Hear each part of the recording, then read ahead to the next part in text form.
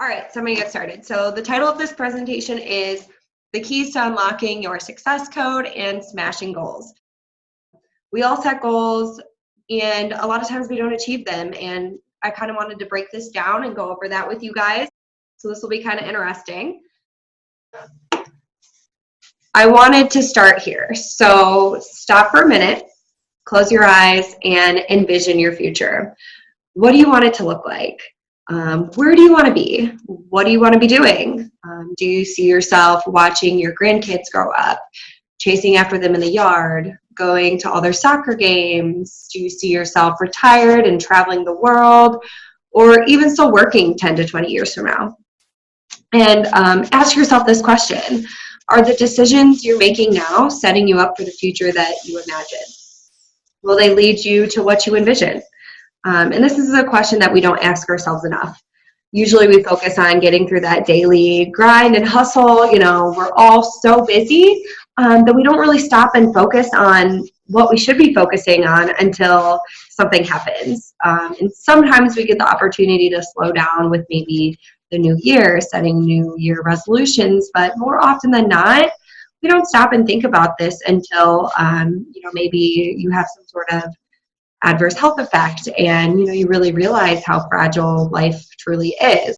So that's what I want to start this off with, is thinking about what do you envision for your future and what do you want to accomplish within yourself and your life. The reality of the situation is meaningful behavior change is hard. Either we can't admit that we need to change, we don't know how to change, we don't believe we're capable of change. It's easier to keep going with what you're doing, or no one can make us change if we don't want to. And that I 100% believe is true. I can tell when someone doesn't want to change, and I'm not going to push it because I can't force someone to want something, even if I want it for them. This butterfly on here, the metamorphosis, because this is a beautiful change that happens in life. And something that can happen within all of us, even though we're not going to become butterflies necessarily, but we go through hard journeys in our life, and like the butterfly, they have to break through this mold, and potentially they could get stuck and never break free. But if they do, even though the journey might be hard, they come out this beautiful butterfly and they can fly away and live their little lives. So I really like that metaphor. Top 10 New Year's resolutions. This was for 2014, but I'm sure for 2020, it's no different. Number 1, lose weight. Everyone wants to lose weight. And if you look at this other graphic in the corner, only 8% of people are successful at achieving this. And less than half of them will maintain that resolution for greater than 6 months. And I think the first thing to talk about in this whole weight loss resolution thing is the diet mentality. This is the problem. This is step 1. A diet, think about the word diet, temporary, for short term. And what even is the purpose of dieting if it's temporary? Okay, you lose weight for a month and then you gain it back. What's the point of that? That's just a waste of your. So you really need to throw the diet mentality out the window. It's not going to last. If you are completely eliminating a food group, carbohydrates, fats, protein, whatever it is, it's not going to be sustainable. Not only are you going to kind of fixate on that one thing because you're depriving of yourself of that thing, but one day you're going to be like wanting to be a normal human, with friends or family or at a holiday, and you're going to be like, that's it, I give up, I want to have bread, because it's just too hard to completely eliminate something from your life. So this is really what goes into maybe a hope or a goal or a want. There's the pathways. So what you can do to get there. So the alternatives to goal achievement, the goals themselves, so what you want to achieve, and the agency or the willpower, your motivation to get there.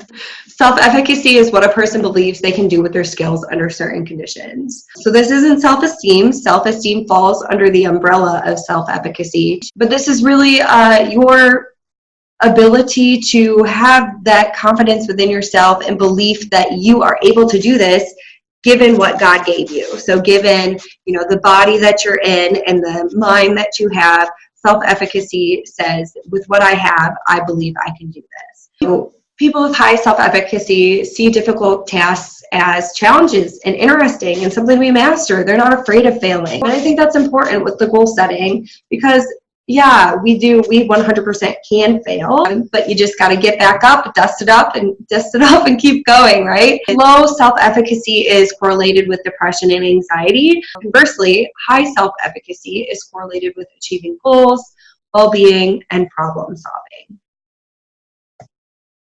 So how to build self-efficacy, having role models, embracing challenges, having a cheerleader, that could be your health coach, me, or maybe your spouse or someone else who holds you accountable, managing stress appropriately, knowing your strengths, knowing that you have strengths. I can't tell you how often that I work with someone and I say, write down your 3 strengths, and they have nothing that they can give me. And that makes me so incredibly sad because no matter who you are, you have strengths, you have things that are unique to you, and you have a purpose on this earth. And it's just different for all of us, and we all have a journey to kind of discover that. But I can promise you, no matter who you are, whoever's listening to this, we all have our own personal strengths. Savoring your wins, and then having the permission to own your worth. So knowing that you are worth something, that you belong here, you're not just here for no reason. People need you here, and you're important. That's important, and that's part of self-efficacy. I like to talk about perfectionism when I'm talking about goal setting because a lot of people want it to be perfect. They want everything to fall into place, and the reality is that's a cop-out. It's never going to be perfect. You are never going to follow the meal plan 100%. You're never going to work out 7 days a week for the rest of your life. It's just not possible. We're all humans. We all have things that interfere with that, and that's what makes life more interesting. So never, ever, ever ask for perfectionism from yourself. Embrace the fact that it's not going to be perfect. And, this is another one I get a lot. I'm waiting till next week when I'm not as busy, or I'm not working as much, or my kids will be done with soccer season next month, or whatever. Well, what do you do when they're in it again? Are you just going to stop caring about your health? So really finding ways around those things is a better option than just waiting for a more perfect time. And this goes hand in hand with the planner and the doer inside of you. Some of us are one, some of us are the other. The beauty of this is trying to embrace them both, but doer first. So, the planner goes with perfectionism. You can plan it out to a T. You can plan out your meal plan. You can plan out all this stuff, but you got to do it. You can plan all day long, but if you don't do it, you're not going to do it. So just get started. Just start doing something, one thing. And it could be, I like to say, in the next 24 hours, what is one thing that you can do that will help you accomplish your goal and align with what you want for your vision of your future? And it doesn't have to be complicated. So, okay, you don't know how to work out. That doer in you wants to get started. You don't know how to exercise. You don't know what to do. Go for a walk. That's as simple as it can be. That's the first step in getting there. I always say progress, not perfection, right? So embrace your inner doer and just get started. And don't expect it to be perfect or pretty because it's all a learning experience, right? So another component to this is triggers. This is any stimulus that impacts our behavior. We are all triggered by different things. What might be a positive experience for me might be a negative experience for you. So, this is totally different for everyone. So these are some belief triggers that stop behavior change. So if you ever hear yourself saying these, kind of like break that apart and say, why am I saying this? For example, if I understood, I would do it. If I just had the willpower, today's a special day, so I'm not going to do that. At least I'm better than this person. I shouldn't need help and structure. I should be able to do it by myself. I won't get tired. I have all the time in the world. Or, one of my favorites is, it doesn't make a difference anyway. We're all going to die. Those type of things. Those are belief triggers that prevent you from being successful. So if you see those within yourself, try and break those down and be aware of that you're, you're kind of setting yourself up for failure when you allow yourself to think those things. So this is the circle of engagement. I'm going to use the cake that was in the break room today as an example. So the cake is your trigger. When you see that cake, impulse, you're like, ooh, that cake looks good. I want to eat that cake. Awareness, being aware of the fact that that doesn't align with your goals. So thinking in your head, well, I want to be healthier and that cake doesn't align with my goals. And making the choice, not eating the cake, behavior, feeling good about yourself, feeling motivated by that, having a positive experience, and repeating the cycle and making it a habit.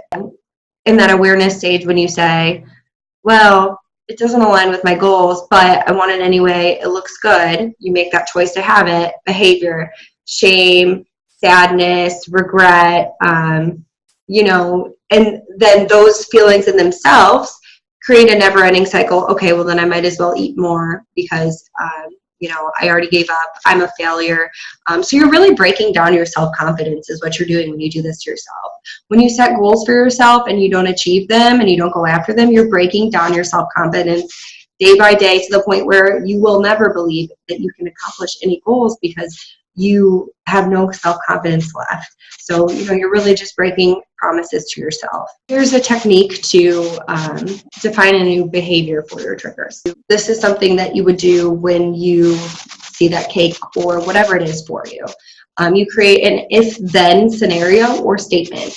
So if I see the cake, I will have fruit instead because I'm craving something sweet.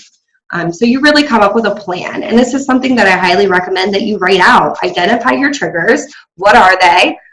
You know, I was talking to a girl the other day. She said, if I see a box of Little Debbie cakes, I will eat the whole thing. So what can we do to avoid them, or what can I replace with them? So we all have triggers. Everyone does, regardless of what it is. You know, it doesn't have to be food or nutrition related. It could be work related or alcohol or anything like that. So what we want to do is reframe this negative experience into a positive one. So, you know, the negative experience is you feel helpless, you feel like you lost control, or you're just not proud of your decision. So we want to reframe this into a positive experience. So how about what will I do about it? So when we're creating this if-then scenario, you're asking yourself, what will I do about this? And when you do that, you're empowering yourself. You're empowering yourself to build a habit and something that's going to become second nature to you with time. Once again, like when you see that cake, you know, oh, cake, okay, I'm going to have frozen fruit. And just know that's like the, you know, knee-jerk reaction. So here was another example. When I am tempted to drink pop, I will make myself a cup of tea instead and savor it. So we're making this a positive statement instead of saying like, I can't have pop. Because that's a negative statement. It doesn't show empowerment. And it's going to cause you to fixate it. And your brain doesn't see the word no. It doesn't see, I will not have pop. It just hears pop, pop, pop. That's what your subconscious hears. So when you're giving yourself no statements and deprivation statements, your brain is just hearing that again and again and again. And it's going to be so tempting at some point that you are going to lose control because it's just too hard to completely deprive yourself in that way.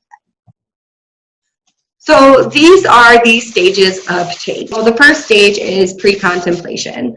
And this stage of change, and these are like a great tool to assess where you are at in this process and whether you are ready to make a change in your personal life.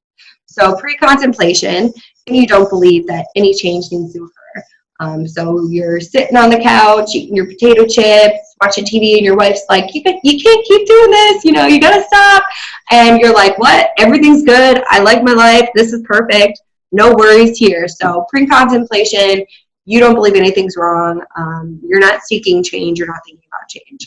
And I'm going to guess no one that's here right now is in that phase because, you know, listening to this webinar in itself is a step towards making a change, whatever it is, you know, whether it's towards financial health or personal health or family health or whatever it is. This philosophy can really be applied to any aspect of your life. The next stage is contemplation. This is where you're thinking about it. You're open to it. You know, you're trying to figure out how you might be able to make it work. And really the big barrier here is the option of doing nothing at all, just staying with what you know, what you're comfortable with, and just living with that. And that is like one of the hardest phases to get through because it is easier doing nothing. It's 100% true. Doing nothing is easier. And, you know, that's where you really lack that self-confidence to kind of move past that step. So the next step is preparation. So this is when you're starting to prepare and plan what you want to do. What would it look like? How is this possible? Next is action. So this is where you physically enact your goals. So you're doing what you set out to do and you're going after it. And last is maintenance. Essentially, you've either completed your goal, you've eradicated a behavior, or you're just maintaining with what you're doing. So, and I do have some people that I work with that are in this space. So they're like, I wanted to work out 5 days a week. I'm doing that. So I'm just maintaining. I'm feeling good. You know, and they're aware of that. And, you know, because as you can see on the right side there, relapse is totally possible at any stage of the process. And I think everyone's been there. Everyone's, you know, set out after that New Year's resolution, wanting to get healthier, wanting to live a better life. And they throw in the towel, they give up, and they're back at that, you know, pre-contemplation or contemplation phase where they're just like, this is easier. I'm going to go back to what I was doing before. So when you're preparing to, you know, go after your goal, whatever it might be, the first step is determining what you want or what you need. So really writing that out. And if, you know, you wanted to, you know, now write it out right now, get out a piece of paper and write out, what do you want? And there's a bunch of different tools that I have that you can do this with, you know, even just creating a bucket list or a vision for your life in 1, 5, and 10 years. I actually did this maybe like 5 years ago. And I just came across my notebook that I wrote it down in, and it felt really good looking through that notebook and crossing off the little checks of the things that I had wanted to do in 5 years or things that I wanted to do in 10 years that I've already done. It feels really freaking good. And here's the other thing. I don't know if I put the research in a later slide, but when you write down your goals, what you actually want to do, it is far more effective than just thinking, oh, I want to do this. No, you need to write them out. You need to write them down and make yourself self-aware and write out a plan. And also identify what has or has not worked in the past. Okay, so you've tried Atkins, you've tried keto, you've tried Jenny Craig, I don't know, all these different plans. So maybe those crash diets aren't working for you, or maybe you tried Pilates and you hated it. Okay, well, that's not going to be a solution to the problem. You don't like that. We're not going to do that. Up on this slide is the wheel of change. So this is a tool you can use. Look at your values and how happy you are with each of these things. You could also identify your values, like just list them 1 to 10 or make them into a chart like this. You know, if your health or wellness is falling in 10th place on a scale of 1 to 10, well, that's a big, you know, reason why you're not able to accomplish your goals. And maybe you need to reevaluate. What do I need to rearrange? Because, you know, well, family and fun and work are all important. Without your health, you can't accomplish any of those values because you won't be here, right? So it's really, really important to, and I'm not saying wellness should be number one, but it's really important to evaluate where that is on your scale and maybe readjust if needed. And I think I have another tool. Maybe I can get out of here and show it to you. So this is another really cool tool that I liked. So this is, you know, sticking to the juice cleanse, exercising today. So basically this is like a scorecard someone could do for their goals and scoring themselves. So did I stick to the juice cleanse? 10 out of 10. Their score for the week is a 10. Did I exercise today? No. Yes, 2 points. So this is kind of a cool way to give yourself a grade. Like, oh, I got a 30%. That's not very good. I'm obviously not very committed. I need to step it up next week. So that's just like another little tool you could use. This is the wheel of change.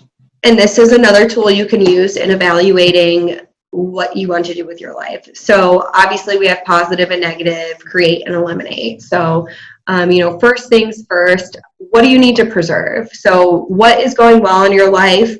Maybe you can improve upon it or maintain it, but you're not getting rid of it. It's a positive thing. So identify those things. Identify the things that you need to accept. So maybe you work till 10 o'clock every night and then you go to bed at 11. So the reality is you probably don't have the time or energy to work out in the evening. So that's something you need to accept. That's probably never going to happen. So maybe that's just not possible for you. So there are things that we need to accept in our lives that just may never be possible for us. Eliminate. So what do you need to eliminate from your life? What is not lining up with your vision for yourself? And what do you want to create or add or invent that will contribute to that positive vision that you want to accomplish? Finally, on to goal setting, my favorite part. So why set goals? Goals give you direction. It allows you to stay mentally and physically focused on the road you want to be. Oh, this is the study I was talking about earlier. So a study of 120 participants brainstorming a task compared to the role of a goal type on performance. So the 4 goal types were do your best, which I talked about before, where you don't write down your goals, you just say do your best. There was a second group that was a directive group where someone else told them to write what their goal would be. So for example, I would say as your coach, you are going to run 10 miles a day. And then the last group, they created their own goals. So they said, I would like to run 6 miles a day or something, whatever the goal is. What the results showed is that the do your best group, the people that didn't write down their goals, had no performance improvement at all whatsoever. Well, the other 2 groups had over 100%. So 100% better improvement when you write down your goals. So I think that's pretty much a no-brainer. So SMART goals. So this is the mnemonic for how to write a goal. And this is something that you should use whether you're working with me or writing these out yourself. You want your goals to be specific, measurable, achievable, relevant, and time-bound. And I have some examples here. So I work on this with people all the time. So they'll say, I want to lose weight. I want to drink more water. I want to eat healthy. I want to exercise. And I always answer that with how. How are you going to do that? Because just losing weight, I just want to lose weight, is such a broad goal. There's so much that's going to go into it that you're going to throw in the towel before you get there. So you need to have smaller goals that give you more often rewards. So rather than saying, I want to lose weight, how about I want to walk 1 mile 2 times a week?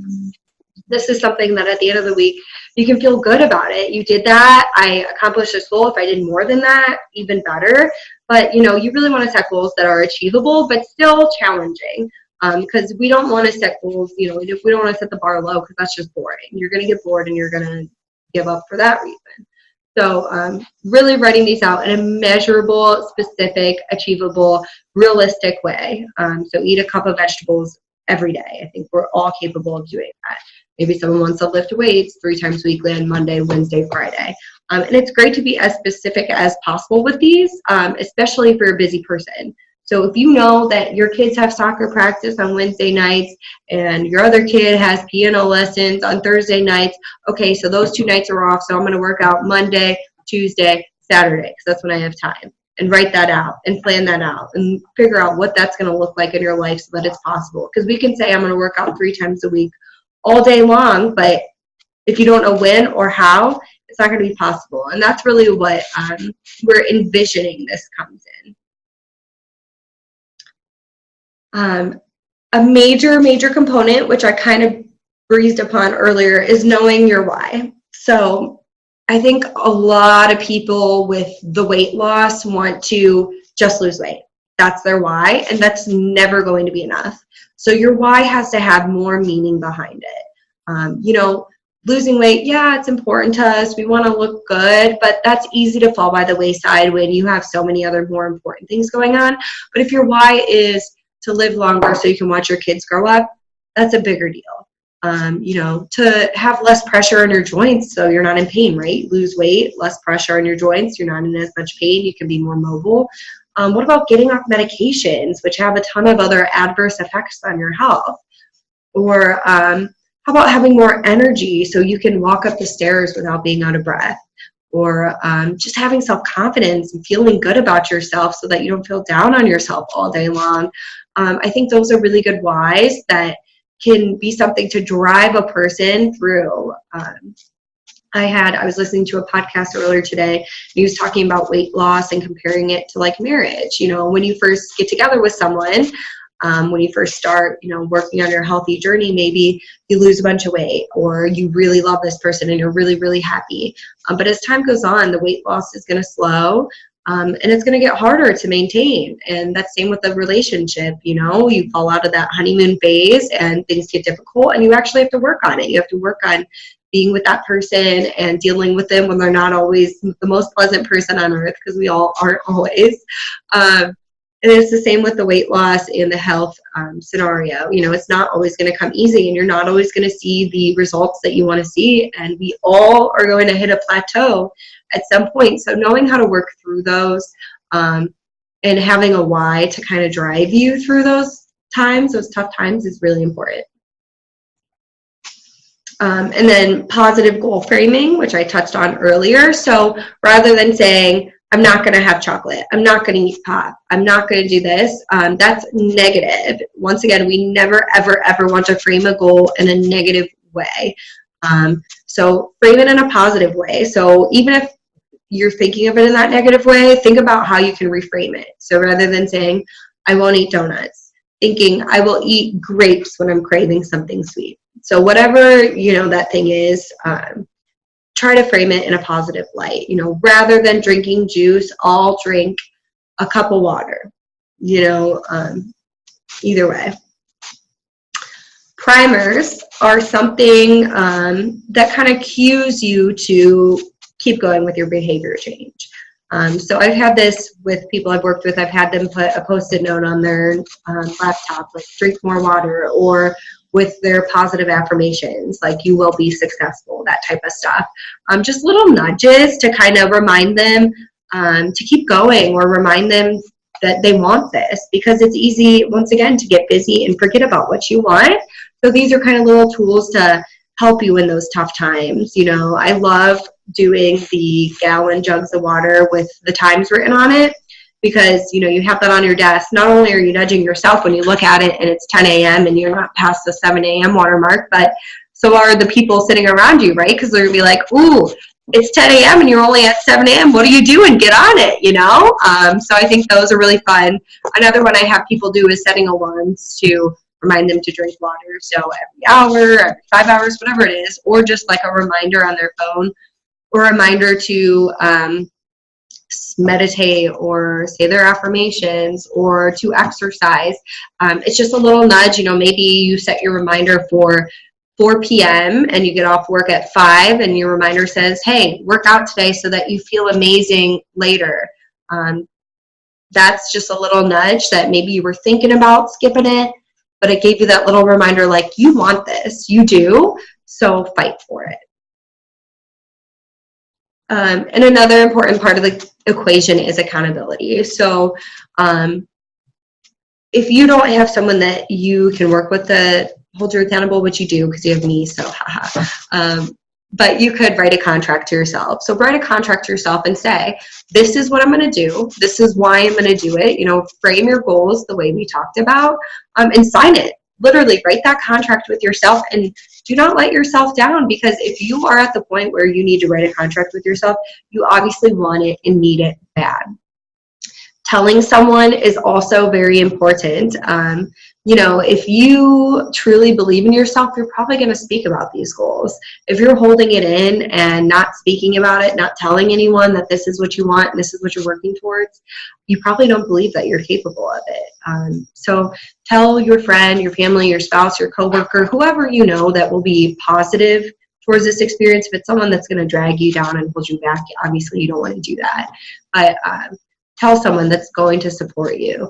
Obviously, you have me, a health coach, to hold you accountable. Someone who's going to check in with you and say, hey, how's it going? Maybe give you that nudge that you need to push it back onto your front burner and be like, ooh, I wasn't focusing on this the last week, but you know what? This is important. Thank you for kind of whipping me back into shape. Some people, will make social media posts. So like, hey, I'm doing this, so I'm letting everyone know. Hold me accountable because this is what I want to do. And obviously writing down your goals is accountable. Really the driving factor between the planner and the doer is having a coach and having someone, whether it's me or like your wife or your husband or spouse, whoever that person is, who kind of keeps you going and helps you and holds you accountable. It is really an important part of the scenario, because I know we all have those times, like me and my boyfriend, for example. Every once in a while there will be a day where I'm like, I I don't feel like working out today, but he'll be like, well, I'm going, so have fun sleeping. And then I'm like, oh wait, I get all competitive, and I'm like, I was just kidding, I am going, haha. Like, but we hold each other accountable, and it is a really nice thing to have someone to support you. And I do work with a lot of people who maybe their partner isn't necessarily on the bandwagon with them yet, and I say keep going, because motivation is contagious. When someone sees you living a happier, healthier, more positive life, going after your goals, they're going to be jealous. They're going to be like, that looks good, that feels good, I want a piece of that, and they're going to follow in your steps. So while you may not always be the first one going after it, you won't be the last. So visualizing all of this is very important. So once you get your goals written out, visualize what it will feel like. What will it feel like going to the gym in the morning before work? What will you have to do? You'll have to wake up. Will you pack your bag at night, in the morning? You'll get to the gym. Are you going to shower at the gym? Or are you going to shower at home? You go to the gym, you work out, you leave, you're sweaty. How do your muscles feel? Are you sore? What do you look like after 6 months of doing this? Do you look strong? Do you feel confident? Are you fitting into that pair of jeans from 10 years ago that you've been wanting to fit into? What about maybe accomplishing a goal like a 5K? You ran your first 5K. What does that feel like? I can tell you from experience, it feels pretty freaking good, because sometimes when we're getting healthier, it's easy to just feel like it's so slow. I don't see progress. But when you have little benchmarks like that, fitting into a pair of pants, finishing a 5K, like those things, you're like, oh wait, this is working. I am progressing. And that's a great measure of it. So we all have a conscious mind and a subconscious mind. And our subconscious is very often a part of what sabotages us. So our conscious mind is that analytical thinker and planner in us, the one that says, okay, yeah, I'm going to do this. Yeah, for sure, I got this. But your subconscious is the emotional part of you. And it goes back to a lot about, your childhood experiences and everything, like your conscious mind might say, I want to be mindful of my portions. But your subconscious says, we don't finish our plate. Mom and dad taught us that from the time we were little kids. So we're going to finish our plate. I don't care how big the portions are. So our subconscious mind is really what sabotages us. And that's why we kind of have to have mantras and positive affirmations to kind of speak it into existence and tell our subconscious mind that we're in control. So a lot of times, you might say, I'm going to exercise 4 times this week. And immediately your subconscious mind says, no, you won't. You think that in your head and you try and brush it off. That is your subconscious doing that. So you really need to align the two. Your mind, body, soul, everything. Say your mantra, say your positive affirmations, and make sure that whatever your goal is really connects and speaks to you. Say it out loud, and recognize that you actually want that. You want to do that, and you connect with it. All right, so you made a goal and you didn't meet it. So here are some, breakdown of some things that could have gone wrong. Either you poorly defined or stated your goal, poor preparation or planning, lack of vision, lack of accountability, lack of intrinsic motivation, lack of willpower. So this is something that goes into your planning process. I'm sure you've probably set goals in the past. So dive into what happened and what broke that down last time, and be honest with yourself. You have to be honest with yourself, okay? Or whoever, with me. Be honest with me, because we can't fix the problem unless we're completely and deeply honest with ourselves and what went wrong. And there's no shame or embarrassment in that, because you are taking control of the situation by breaking that down. So allow that to empower you rather than embarrass you. All right, so this is kind of just like a breakdown of everything we just talked about.